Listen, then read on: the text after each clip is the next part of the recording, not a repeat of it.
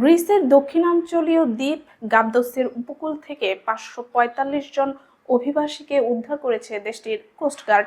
শুক্রবার লিবিয়া থেকে আসা একটি মাছ ধরার নৌকা বিপদ সংকেত পাঠালে এই উদ্ধার অভিযান পরিচালিত হয়। কর্তৃপক্ষের মতে সাম্প্রতিক মাসগুলোতে এটি গ্রিসের অন্যতম বড় উদ্ধার কার্যক্রম।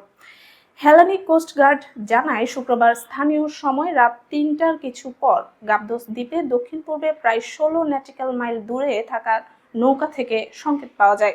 এরপর 3টি কোস্টগার্ড জাহাজ, 3টি ফ্রন্টেক্স জাহাজ এবং 3টি বাণিজ্যিক জাহাজ যৌথভাবে অভিযানে অংশ নেয়। উদ্ধারকারীরা একটি মাছ ধরার নৌকায় গাদাগাদি করে থাকা শত শত অভিবাসীকে শনাক্ত করেন। কয়েক ঘন্টা ধরে চলা অভিযানের পর সবাইকে নিরাপদে ক্রিট দ্বীপের আগিয়া গালিনী বন্দরে নিয়ে যাওয়া হয়। কর্তৃপক্ষ জানিয়েছে, উদ্ধার হওয়া সবাই শারীরিকভাবে সুস্থ রয়েছেন। আগিউস ভাসিলিউস পৌরসভার মেয়র জানান, অভিবাসীরা অল্প সময়ের জন্য আগিয়া গালিনীতে থাকবেন, এরপর তাদের র্যাথিমন শহরে স্থানান্তর করা হবে। পৌর কর্তৃপক্ষ তাদের জন্য খাবারের ব্যবস্থা করেছে। এদিকে একই দিনে গাবদসের কাছেই আরেকটি পৃথক ঘটনায় একটি নৌকা থেকে আরো 32 জন অভিবাসীকে শনাক্ত করে ফ্রন্টেক্স। তাদের ক্রিটের হানিয়ার শহরে নেওয়া হয়েছে এবং তারাও সুস্থ রয়েছে বলে জানানো হয়েছে। কম জনবসতিপূর্ণ গাবদস দ্বীপটি সম্প্রতি অভিবাসন প্রবাহের নতুন একটি রুটে পরিণত হয়েছে। দ্বীপটিতে স্থায়ী বাসিন্দার শতাধিকেরও কম হলেও প্রায় প্রতিদিনই উদ্ধার অভিযান চালাতে হচ্ছে।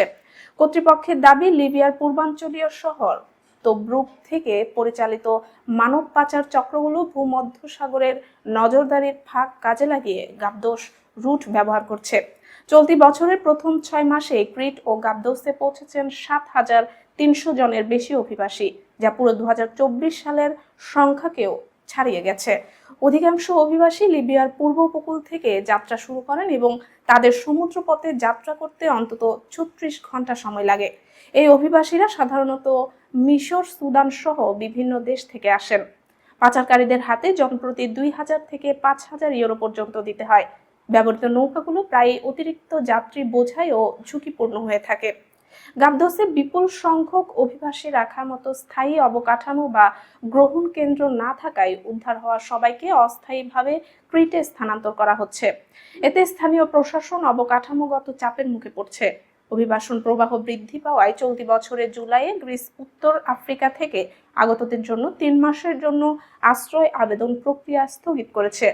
পাশাপাশি লিবিয়ার জলসীমার কাছে নৌ ফ্রিগেট মোতায়েন এবং ফ্রন্টেক্সের সঙ্গে যৌথ টহল জোরদার করা হয়েছে।